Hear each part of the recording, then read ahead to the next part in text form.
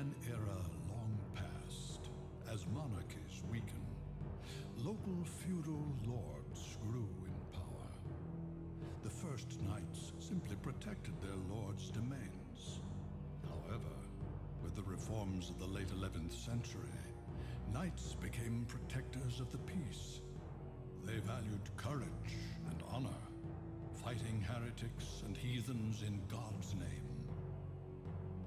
In this age, one company of knights was said to be invincible due to two men.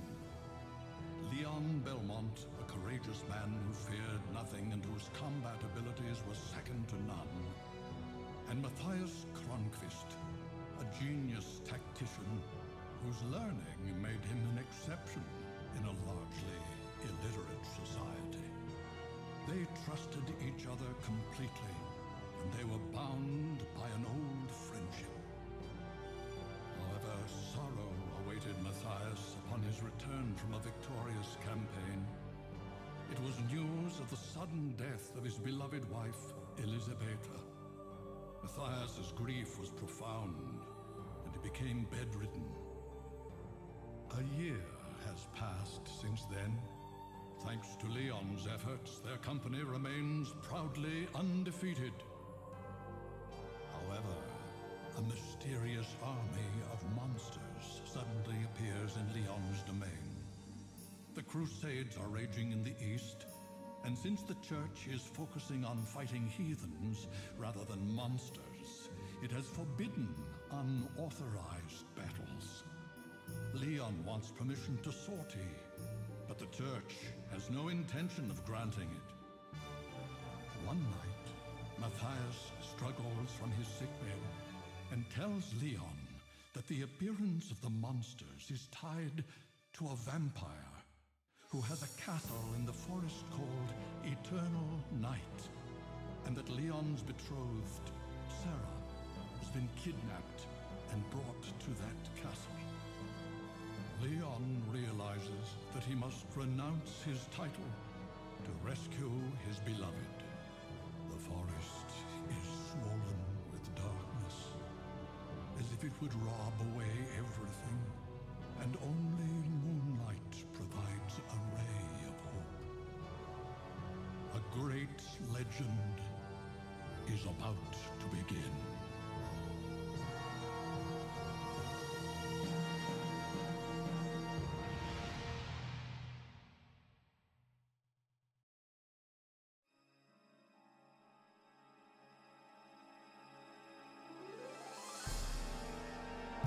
Hello and welcome to my new playthrough of Castlevania, Lament of Innocence.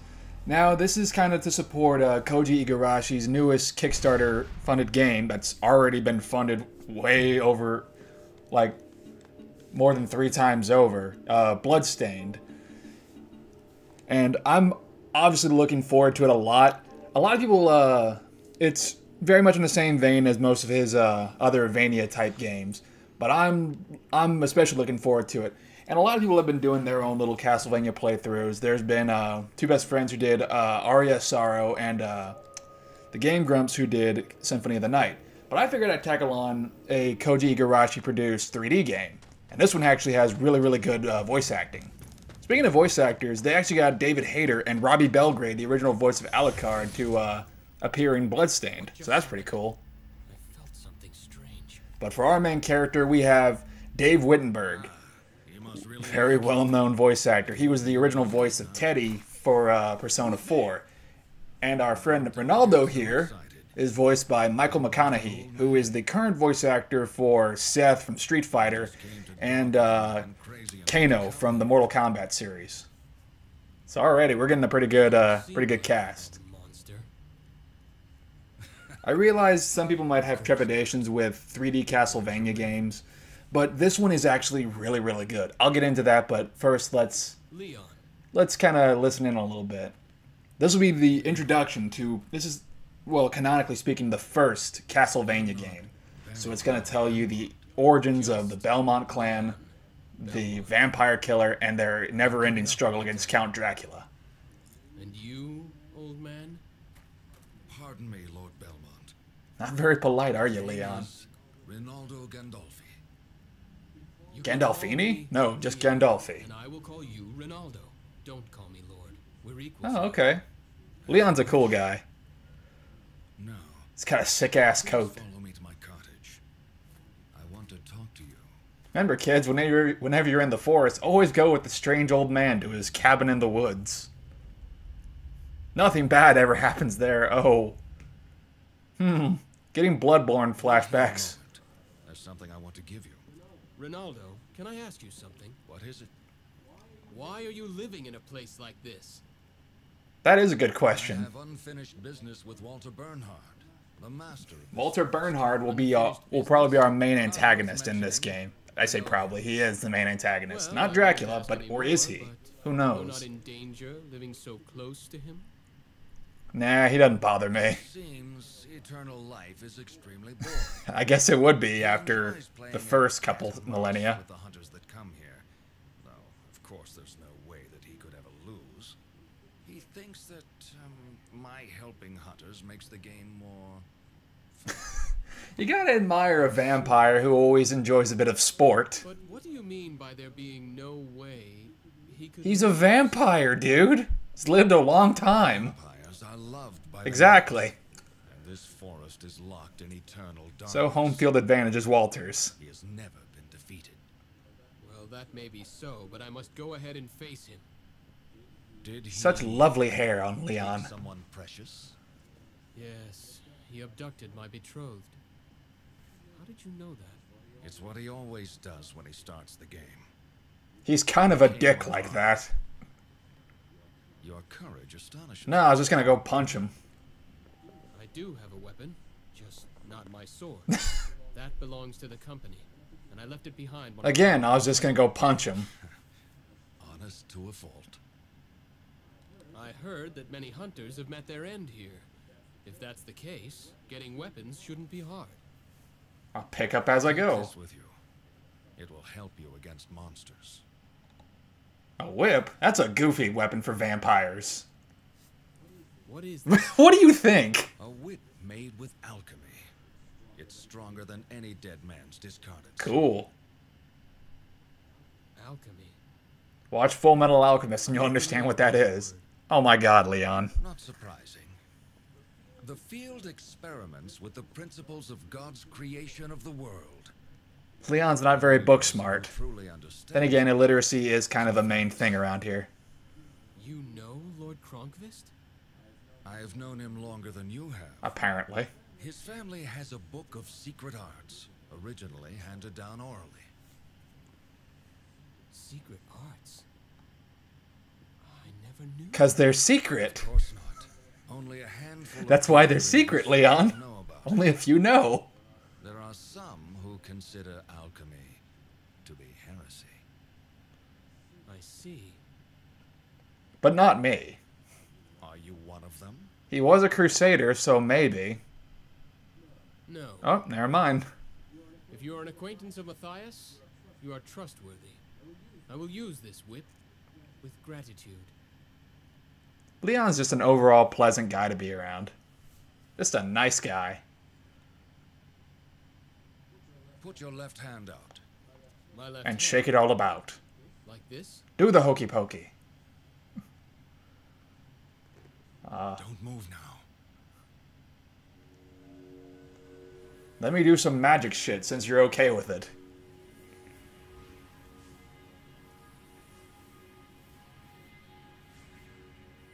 The models aren't especially great. They're not terrible, but you can definitely see how far we've come from PS2 graphics. Especially on Leon. You can put it down now.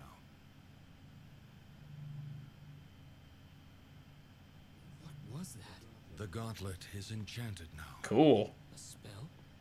Some enemies' attacks release a special power. If you block them with the gauntlet, you can gather that power. Gameplay tutorials before the game even begins. Gathered power. Magic. You'll be able to use magical relics by releasing that power. Magical relics. Again, Leon, he just said it. Don't act like Those Solid who Snake. excel in magic can use them. I have cast the spell so that you can use them as well. I have some.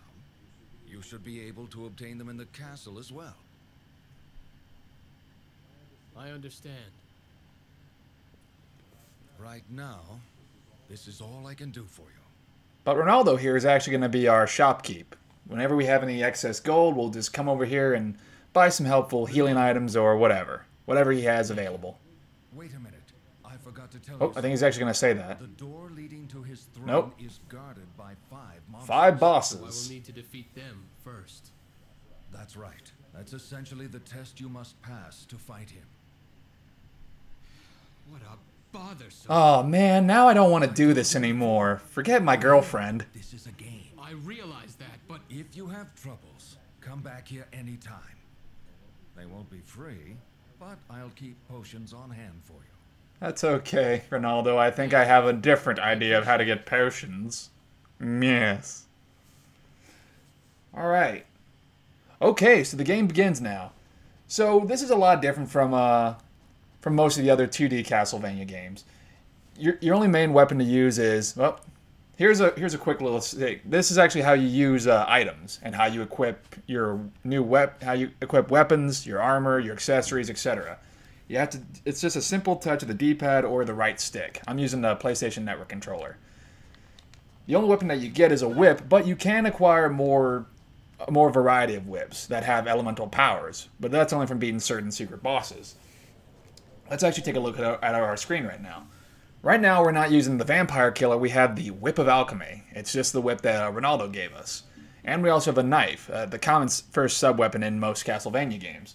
And this also gives us a list of our HP, our MP, our attack, everything else. All the good little details. I'll get into this. This game kind of plays similar to God of War / Devil May Cry, but it does distinguish itself a little bit and gives it more of a Castlevania vibe. Unlike most of the 2D Castlevania games, especially the ones that follow Symphony of the Night, there is no leveling up in this game. It's just, but you do acquire a lot of skills. Sarah, wait for me. I'm coming to save you. Yeah, his eyes don't look all that great, and his hair just kind of covers that one eye. While the models may not be as... Oh, there's the title drop. This game actually has a really, really good story. And like I already said, it has a pretty damn good voice cast, if I do say so. We haven't seen Matthias yet, but we did hear him mention... Oh, quick thing. Whipping this gives you hearts. That's how you use your sub-weapons. And you use them with the circle button.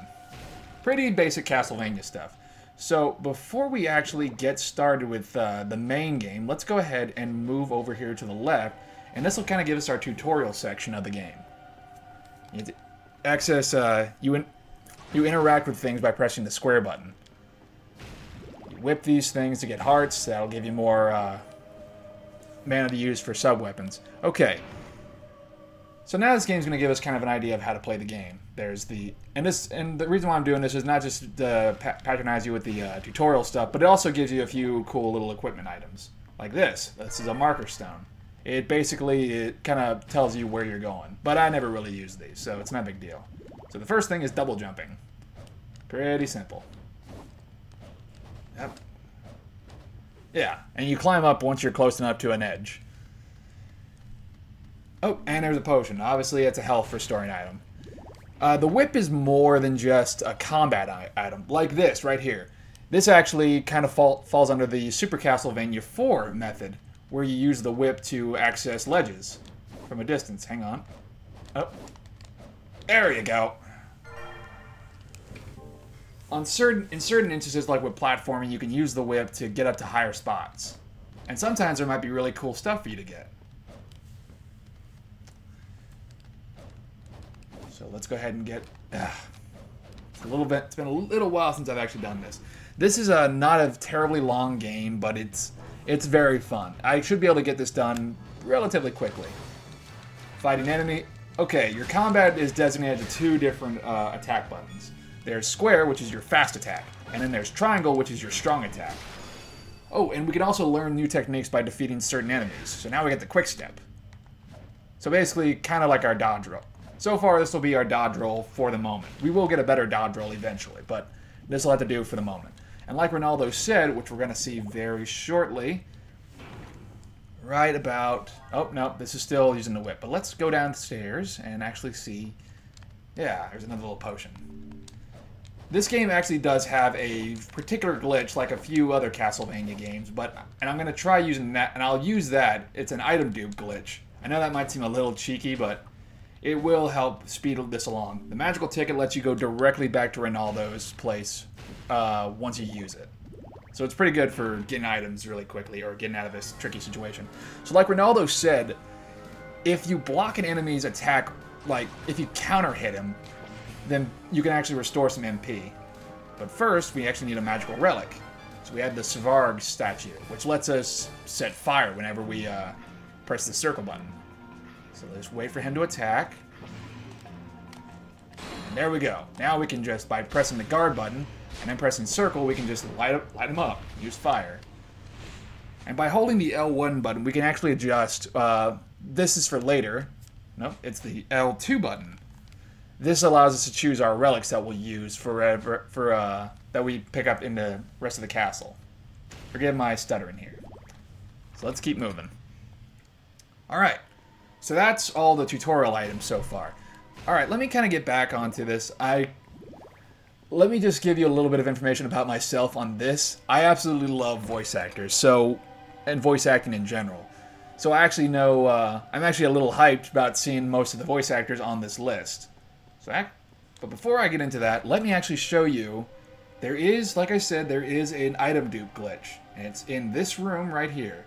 You just gotta bring your foot right around here, go to your item list, and boom. You just go down the list like this. And you get one extra item for each. This will save us a lot of time and a lot of money that we'll be able to... So we'll be able to progress pretty quickly through the game. These blue doors right here, you don't have control of the camera, by the way. These blue doors right here are always save areas. And what these do is they restore your health, and they restore your health. Yeah, they just function like regular Castlevania save statues. They restore your health and save your progress. And they are rather plentiful. I don't know if they restore your magic. And the right stick, which is usually designated to a camera, is... nope, they don't restore your magic. Okay. Alright, voice acting. Right. So, even though we haven't seen Matthias Kronkvist, he is voiced by Crispin Freeman, which means we will be seeing him eventually. He'll play into this game a little later on. Not going to spoil it, but he will be kind of a player in this. We will see him later. Like I said, the main character is voiced by Dave Wittenberg. For fans of video games, you might know him better as the voice of Teddy from Persona 4, the Vanilla Edition for the PS2. And I believe he was also... I actually have the behind the voice actors page opened up just for this occasion. Mostly... hang on. I'm trying to coordinate the control... Oh, yeah, he's going to be a voice actor in Mighty Number 9. Trying to focus on the page, and... Oh, and he was also Kefka Palazzo in Final Fantasy Dissidia, the fighting game. So he does a lot of really cool stuff. Oh, and he was also Welkin in Valkyria Chronicles. But fans of anime might know him better as Kakashi Hatake from Naruto or Gino from Code Geass. And I'm wandering around a little bit because I was just paying attention to the page and not to the game. Sorry about that. Anyway. And like I said, our buddy Ronaldo is voiced by Michael McConaughey. Very talented voice actor. Kano and Seth, so... Plays a lot of more... And I think he was also in Code Geass, too. Plays a lot more older characters who have more stern voices. Not so much as Richard Epcar or Jameson Price, but, you know, pretty deep. Okay, I actually have... Let me actually try getting into... Okay. So the game plays a lot like most of the regular Castlevania games. You have a variety of enemies like zombies, skeletons, but like I said, unlike the 2D Castlevania games, this one doesn't have any leveling up. You do learn skills from killing certain enemies. And let's see. By pressing the select button, you pull up your map, so you can basically kind of get an idea of where you're going. At first, I never used the map when I was first playing the game, because I was more used to, well, I just didn't know how to use it. The music is also pretty good in this game. Let's see. I think the first door was locked, but I'm not entirely... Pretty sure. Oh, excuse me. Nope, it was not. Okay. So, like Ronaldo said, there are 5 different areas for us to explore. Each of them has a particular boss and a different whip upgrade for us, an optional whip upgrade that we may or may not have to use. I think I'm only going to get one particular whip upgrade before I get... And that should do me pretty well. The Vampire Killer will come into play, but that's until later. I know that sounds like kind of a spoiler, but the Vampire Killer is kind of a major staple in the Castlevania series. So don't worry, we'll see it. So, yeah, this is actually the first game chronologically in the series. This was before Trevor, this was before Simon, this was before... who else? This was before Soma and all the other Belmonts, or Portrait of Ruin with Jonathan Morris. Okay, so coming into rooms like this, by pressing down the jumping does not want to work with me. Okay, hang on. There we go. By pressing down on them, you unlock part of the lock for certain doors that have secrets in them. These are more or less optional in most of the other rooms. I don't know if it's... I forget if it's optional here, but I think this is kind of just showing you a bit of a tutorial for it. The first map is not really that hard. It's pretty basic. It is...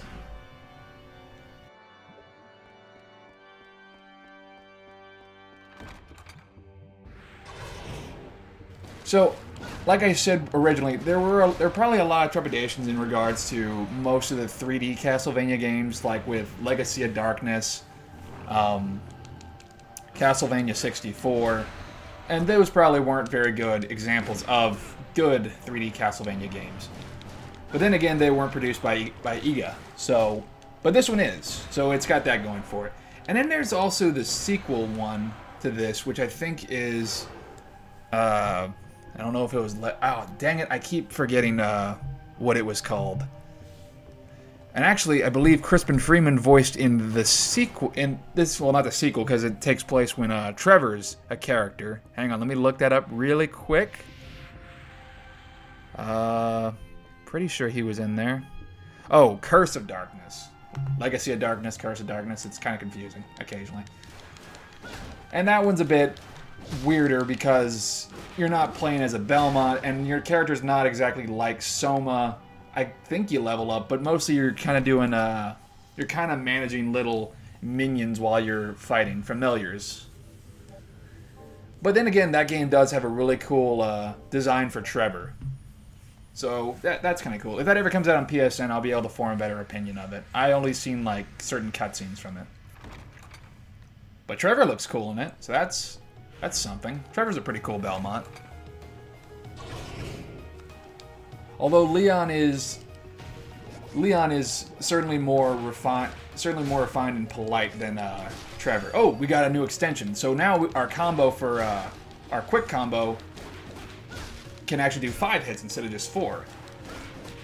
So see, Leon learns more techniques as he defeats enemies, like I've said before. A quick little thing. Since the newest episode of JoJo's Bizarre Adventure is coming out tomorrow, there's actually a lot of JoJo's Bizarre Adventure related or kind of nods to the Castlevania series. Like, there's always an item called the Stone Mask. That's Neapolitan. That's one of the healing items. It's a food healing item. And since we have the item dupe glitch, we could probably make infinite of it. Infinite of it. But let's not go ahead and waste time on that. There's an item up there and I want it, so I gotta use the whip.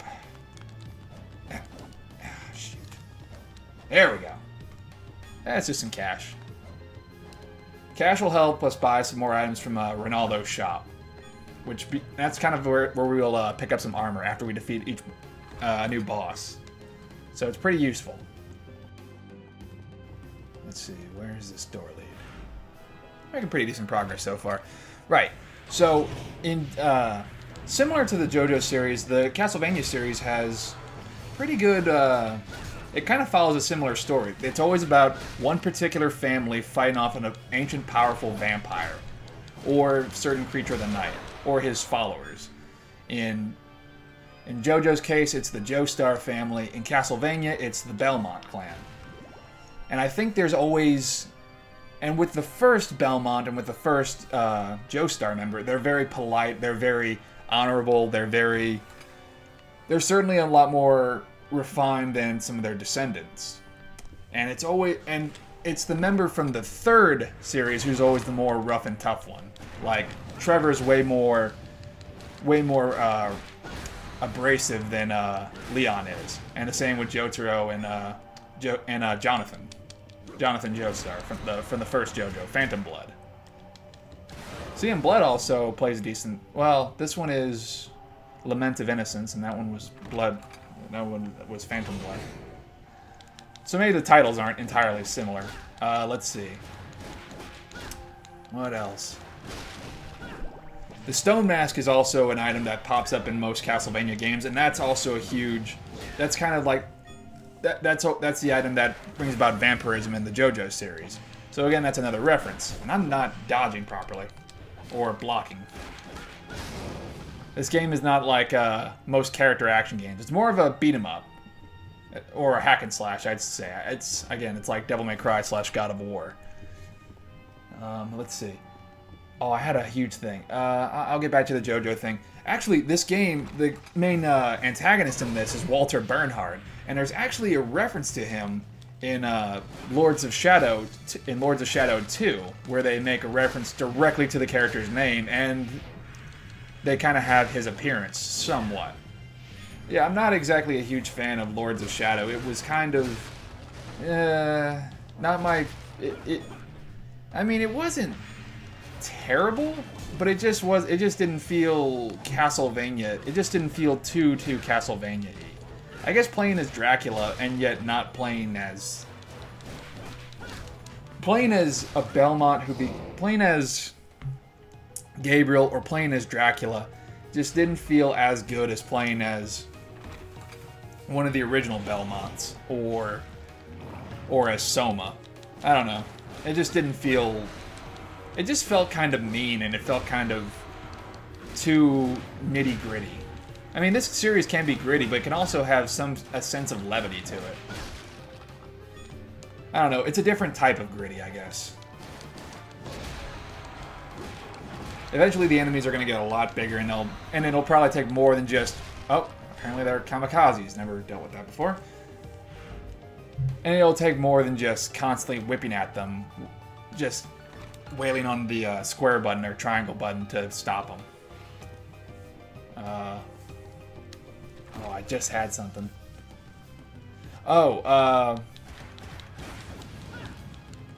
so this will be a relatively short series. I know I teased it. I kind of teased it along with during one of the more recent episodes of No More Heroes. I'm not really sure. I actually already filmed the finale of No More Heroes at the time of this recording, and I'm not really sure how far along. I kind of just want to do this for the Bloodstained Kickstarter. Obviously, they've more than made their goal. They don't need any more help, but, you know, it's always nice to support a really cool game. And it looks really nice. The artwork looks fine. Artwork looks really nice. The characters certainly look interesting. Obviously, the new, obviously with David Hayter voicing Gabelle, and with Robbie voicing someone. I guess he might voice Johannes. They kind of look similar. I don't know. I'm sure it's going to turn out to be a really cool project. But enough about that. You gotta know where you've been before you know where you're going. So like I was saying, this game feels a lot more simple and a lot more Castlevania-y than Lords of Shadow. Again, this was an EGA-produced game. And the story feels a lot more sincere, a lot nicer, even though they're kind of both focusing on the same kind of topic. They're both dealing with lost loves. Leon is looking for his love, Sarah, who's been stolen away by Walter Bernhard, and Gabriel had to deal with the loss of his love, and he's trying to use the God's Mask in order to kind of bring her back. And yet Leon is a far more charismatic protagonist. even though they have Robert Carlyle voicing the characters. Oh yeah, that's another thing of kind of why I don't particularly. Yeah, you can't use items here. You have to use the real-time window. That's kind of a point against this. While this game does have a few issues, it is overall pretty fun. I enjoy it quite a while. Oh, and that was actually a high potion. That recovers a lot more health. So that will make the item dupe stuff a little less necessary. And the room that we were in whenever we were picking out the stage, this one is the first one. Oh, new sub-weapon. So this is the crystal. And right now it's not doing much. Oh, it's a grenade. It's a mine. I prefer the knife, though. We haven't been using the sub-weapons. But the sub-weapons, you do get sub-weapons as normal Castlevania games, but there is a point in the game after you defeat the bosses, there will be kind of modifications that you can make to your sub-weapons. So I feel that's another point in this game's favor. That was something that was dreadfully missing from Lords of Shadow. There were no sub-weapons, to my knowledge at least. It was just the combat cross, which looked really cool and had a cool name. And then there was the Void Sword, and there was like the Chaos Claws or something, which were shadow or light and shadow magic. And again, that felt a little too God of War-y. I don't know. It just didn't feel entirely. Right. It feels like you kind of need sub-weapons, or you need something that's a decent replacement for it. Can I get up there? Oh. Curious if I can. Oh, yeah, I gotta. Silly me. The whip jumping mechanics is occasionally a little stingy, but it's fine. It's tolerable. And I'm gonna give this a few more tries to get in there. Never mind. I don't think I need to get in there just yet. Where have we not been? There you go. Let's go across the hall. See what else is. See what's in that room. So yeah, this game is. It's again the camera controls. The lack of camera controls is a little problematic, but it's fine. It's tolerable. I mean, it's not god awful in that regard. Let's see. I need to find something more to talk about. Jojo. What else happened in Jojo? Oh, right. Oh, okay, cool. We have the axe now. The axe is a lot more better of a weapon. Okay, so some of the modifications for weapons either alter. Well, I'll get into those whenever we get there. Let's see. What else?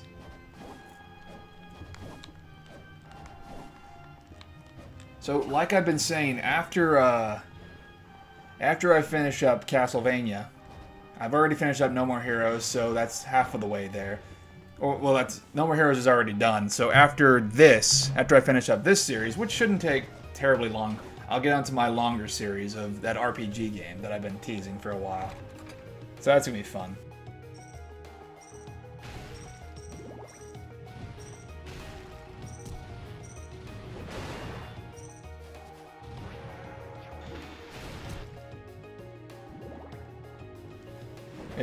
We have Buckbeard. I thought those were like Beholders or Peekers. Interesting names for these characters. For these monsters. Skeledogs! Oh, cool. We learned... Oh, we got an air combo now. The air combo is actually really useful, especially for for certain bosses. I believe the boss of this area is... Oh, I guess skeleton dogs can just phase through into the ground and move through shadow. And they're a little too fast for my taste. Nah, they're fine. They're at decent speed.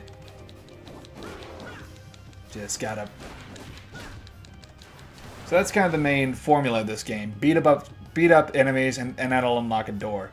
And occasionally you might find a secret, like that cache up there. Yeah!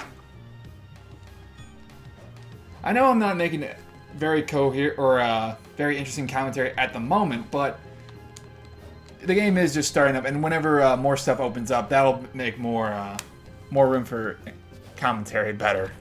Talk, words, good. Jeez. Oh, jeez. Red skeletons followed, or red rust as they're called, or wait, are they called? Yeah, red skeletons.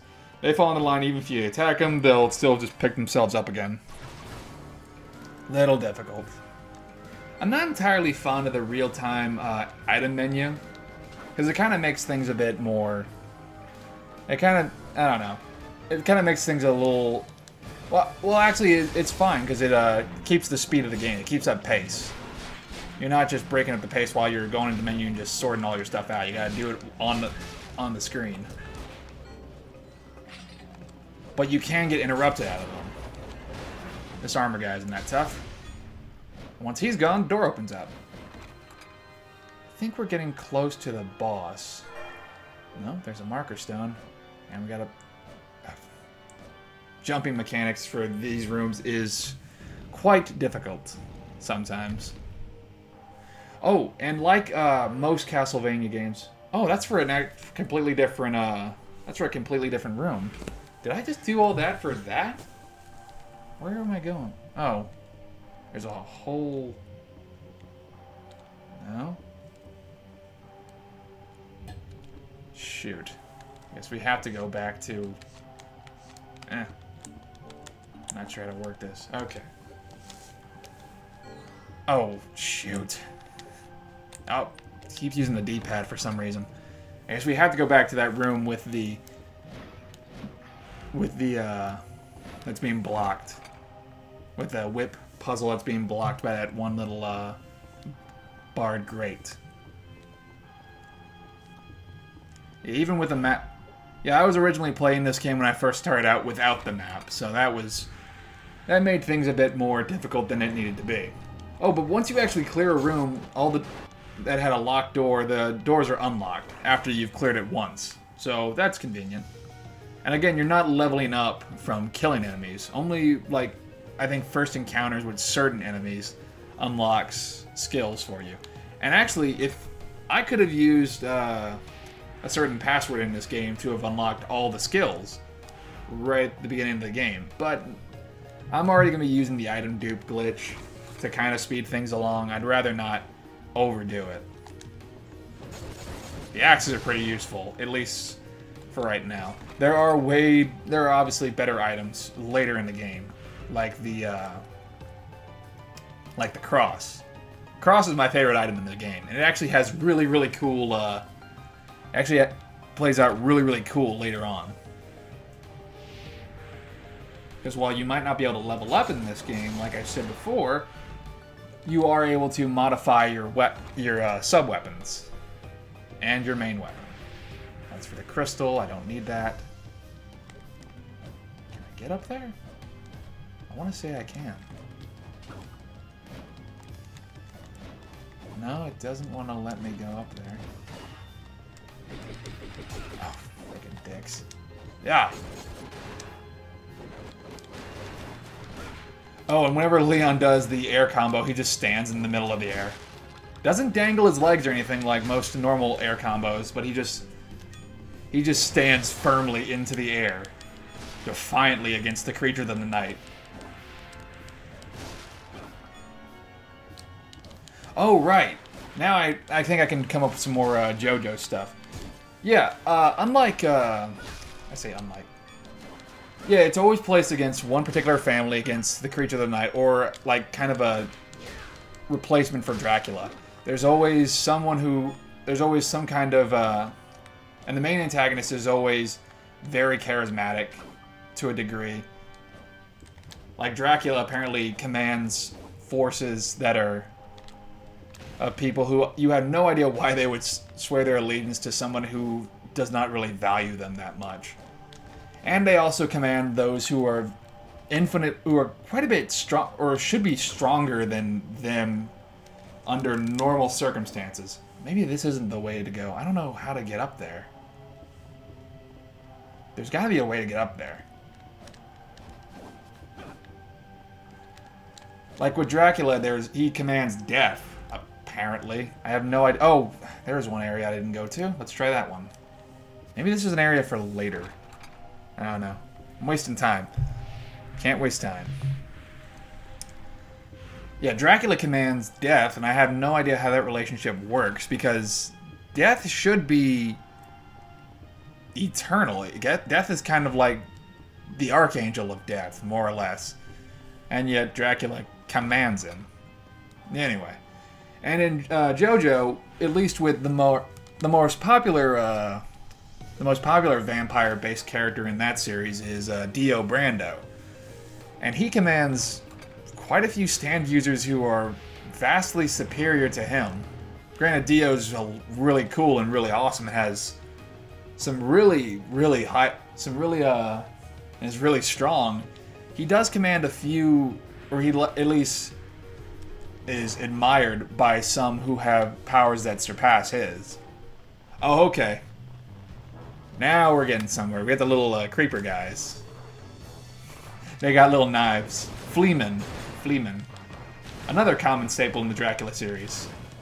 In the Castlevania series.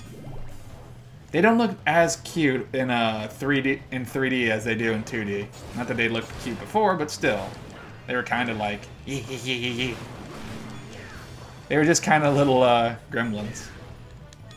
Yeah, all the Castlevania classic villains are here. Or monsters are here. Just in different... Okay. Now we're actually making progress. You just gotta avoid these shadows from... Yeah, because then it just shoots out blood at you. Not really sure why the light walls are here if you can just jump over them. Doesn't really make much sense. Is there multiple ways we can go about this? Yes, there are 2 ways we can go about this. I forget if there's an air dash in this game. I want to say that there is. Oh, right. What I was going to say is... I keep flipping back to... relating this back to old Castlevania games and JoJo. Because there's a lot of connections between those. What is this item here? Oh, gold torches always have sub-weapons. We got holy water. Yeah, this is a good area effect. This is a pretty good area effect weapon. It's good for crowd clearing. Crowd control. Uses death door. Yeah, and we can jump past this too. Again, not really sure why you wouldn't just give the player full range of the area and not just block off certain parts of it. Whoa, 1,000 gold. I guess that kind of worked against the camera. Oh, but jumping on these can get you some 100 gold apiece. Again, gold will be used to purchase any kind of money grinding items for later or for purchasing armor. Now we have to avoid spikes. Yeah, I want to say there is an air dash. Okay, like classic Castlevania games, there is a second playable campaign. You can play as another character later on. Oh, these are special doors that are only unlocked by certain colored keys that you find in different dungeons within the castle. And there are 5 dungeons, and there's about 4 keys based on the north, south, east, west Chinese beasts like normal. So there's... Well, no, they aren't. They aren't based off that. But they are based on the animals, just not the colors. So it's the dragon, turtle, bird, and I guess tiger. Alright, so that's 2 out of 3 locks for that door. Oh, this isn't going to be a 100% run. I know that's kind of a staple at this point of me saying that by now, but... Alright, it's a dead end. But there is a lot of stuff in this game to cover. Like, Castlevania games are pretty short, but they have a lot of stuff to explore, a lot of stuff to unlock. Like, there are multiple whip upgrades in this game, and we won't really need... Honestly, I beat my first time I beat... Oh, went through the yellow dragon door again. Ah, excuse me. My throat's kind of sore at the moment. There are multiple unlockables. And honestly, there are multiple whip upgrades that had different elemental effects, but I only really needed 2 of them. And one of them was the last whip upgrade, and the other one was the very first whip upgrade. So they're not... I mean, they are probably really cool to use. It's just I never really needed them. Again, I was also using the item glitch to kind of just use health potions. And this kind of makes us immortal, more or less. I say immortal. You still have to be somewhat careful about dealing with enemies. And dealing with certain... And bosses can be quite challenging at times, too. But then again, it's not like... there are no items that, like, increase your strength or increase your speed or whatever. It's more or less just keeps your health above. And I'd rather not see... I don't think I ever actually had to use the magic relics at a point either. But then again, I never really had to block that much. So overall, it's not that... The item dupe glitch does make things a lot easier and does save you a lot of time. Let's see. Yeah. 5 hours and 27 minutes. So not that long. Not that long of a playthrough.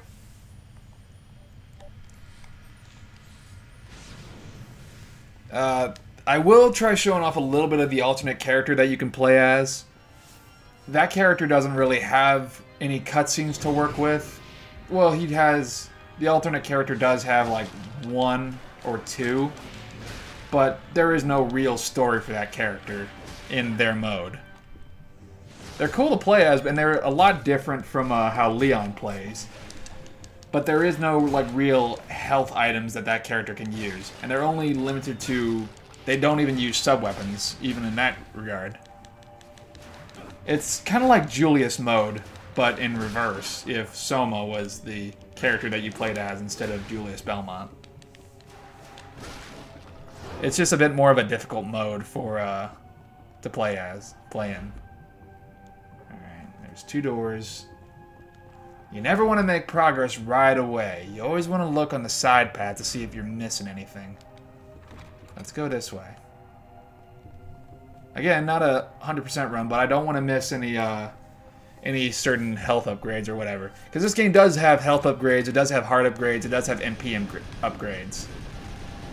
Again, like most Castlevania games. So that's pretty useful. It doesn't follow the Igavania style to a T, but it does retain more than a few of the same features of it.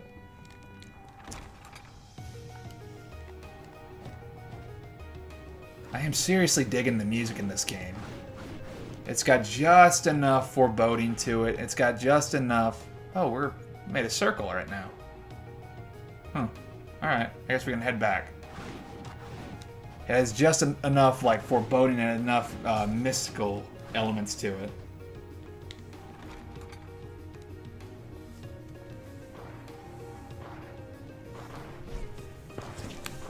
Getting back to the... Oh, shoot, I went the wrong way. Getting back to the voice actors of the game. Yeah, I'm not really sure... Dave Wittenberg is a fine voice actor. I'm not really sure why they replaced him in Persona 4 Golden. Not that Sam Riegel isn't a good voice actor. I enjoy his work as Teddy. He's very good. He's been in a lot of video games that I've played in. Let's see. Oh, shoot. Yeah, but I think, oh, gotta press another lock button. Wonder what this will unlock. But yeah, I don't think Dave's performance as Teddy was terrible. I don't think it was annoying or anything. Yeah, Teddy was kind of a weird character. Was kind of a comedic effect character, but he wasn't god-awful in that game. So I think we unlocked a door somewhere in the castle. And it's probably down the area that we haven't gone yet. So maybe since we unlocked... I'm pretty sure since we have unlocked that, we might get a few extra... Oh, that's a thing that I don't care for this auto... for this in-game item screen. Let me turn down the game audio just a pinch. There we go. Not really gonna matter because I'm gonna be editing the audio anyway. But it might have seemed... It looked a little loud on my Elgato. Yeah, I mean, I didn't really mind his voice performance in that game. Oh, okay, here's the door. I guess we kind of have to do the lock section because I think that's the only one that you have to do in the game just to make progress. I think the rest is kind of optional. Or maybe this was optional, I'm not sure. It's been a little while since I played this game last, but I've still got enough sense about it. I haven't really needed to block. They apparently guard break you. I don't think the whip upgrade... Yeah, so right now the Whip of Alchemy is...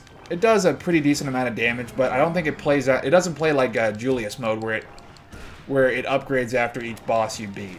I think the only way that you can really upgrade it is by beating certain optional bosses. So far, we have not met any of them. But I will show off at least one. Alright, there's two ways we can go in this room. Let's go this way. Always look for optional stuff. Oh, shoot. These wolf skeletons change the rules constantly. They can phase through shadows, they can turn on fire, and they can jump like a motherfucker, apparently.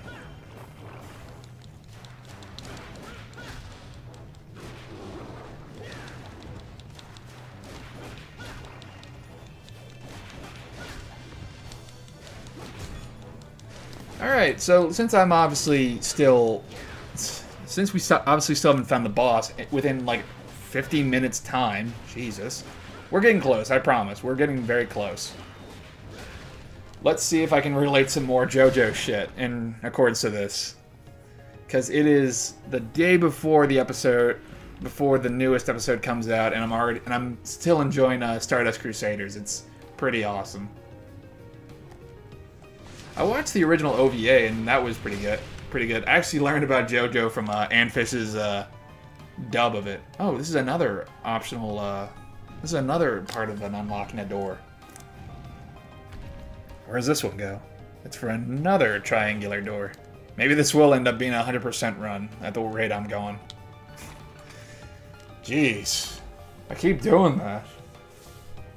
Let's actually use a high potion. No, let's not. Oh, heart repair. That's to recover hearts. Let's just use the regular potions. We could use the magical ticket to go back to Ronaldo's to buy stuff, but we don't need to. We're getting close, and we don't want to waste any extra time. Right, JoJo stuff. Yeah, so far the fight with Dio is looking pretty. Good. It's looking pretty good, you guys. I'm enjoying it. For those of you who have kept up with the manga, or at least know somewhat about JoJo. Oh, okay. Now we're definitely getting close, because this is part of the whip puzzle. So we step on this. It goes down. And now, guess we had to get over the electrified fence. Anyway, back to JoJo. So yeah, another Castlevania thing. Another thing that Castlevania kind of takes, or maybe they did it first, was, well then again, Bram Stoker. Not sure. So the main character, so the main antagonist, Dracula, or Dio, always had a son who kind of went against all that they stood for. With either Alucard or with Giorno. Giorno was a cool guy who kind of played more like the Joestar family, and Alucard is the reverse of Dracula, so he could stand against everything that his father stood for. And there's the cross. And so far, it does these little options that kind of block, but it will get cooler eventually. So far, this is kind of okay. It's fine. It's kind of a decent little defense. But, like I said before, it will get... All the sub-weapons will get cool upgrades. So now we're in the basement area. And I think we're actually getting close to the boss. We should be. God, this is a big-ass castle. Or maybe we're not. Maybe this will be a really, really long episode. Because, oh, right. Pay attention to those goats and women heads. With stones on. Goat and women head stones. Because they are actually very important for sub-weapon, for upgrades. Yeah, so this just does constant damage instead of tiny little middling damage, but still constant. Pretty useful. So, goat, woman, woman. Goat, woman. Goat, woman. Where the hell am I going? Is this gold door to the boss? No, it's for... Nope, that's for another locked door. Okay, so gold doors lead to these optional locked doors. I keep saying optional, but so far they're leading us down the path of progress. Again, I think this is just for the first layer of Walter Bernhard's castle. Goat, woman, woman. Okay.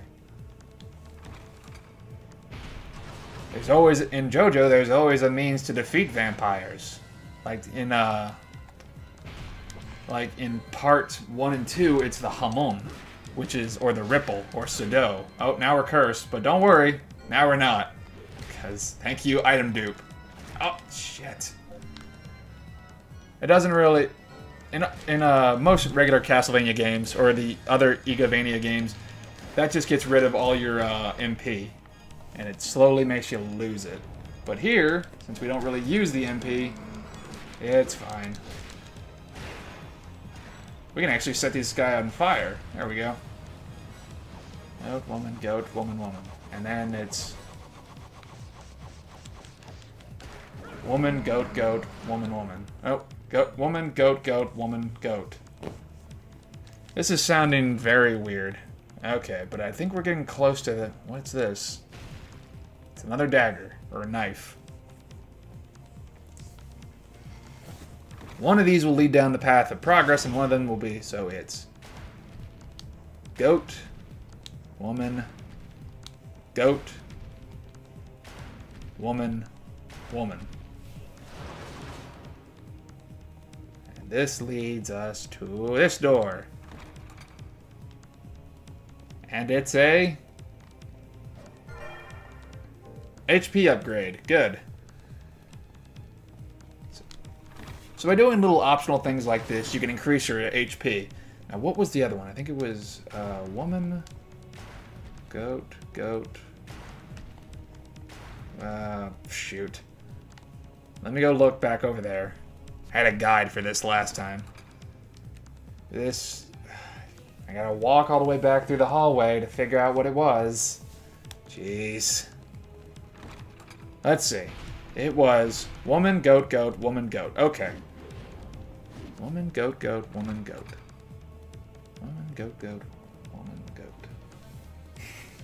I probably sound like a crazy person saying all this shit. Woman, goat. Okay. Woman, goat, woman, goat. So I was one off. Alright, fine, whatever. Progress, please. Yay, progress!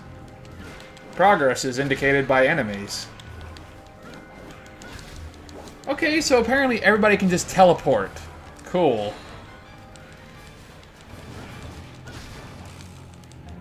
Even skeletons can teleport. Cool.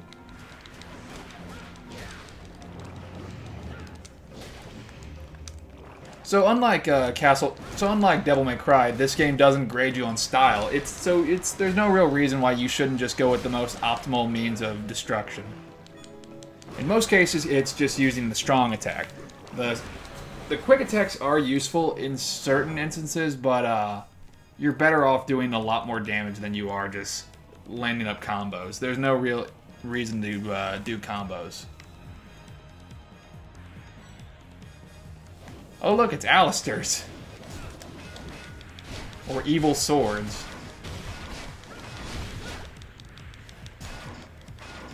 They have faces on them. That's how you know they're evil.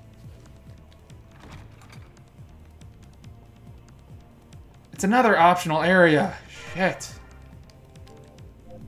Where is the progress? Where is the progress? Oh, come on. But at least we can change our damage into hearts. So... go all the way across, I guess? Jeez. This is gonna need some serious editing. Or maybe this will just be a really long episode.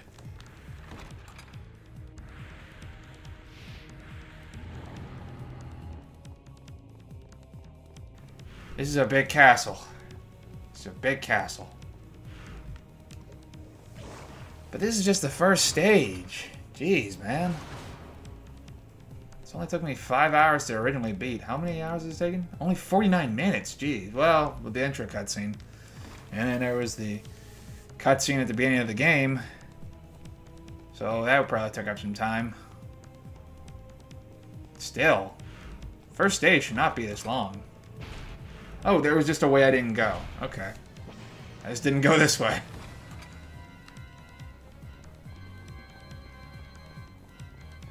So let's just take a look behind this door and see what's behind it. Oh, and now there's this.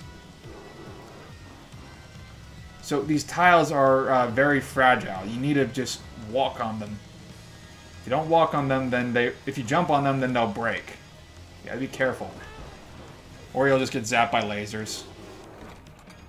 That's also a thing. Okay. What does this door do? Okay, let's go in that door. It's a save room. Forgot about that.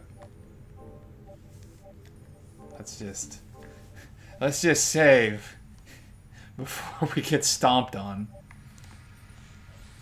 All right.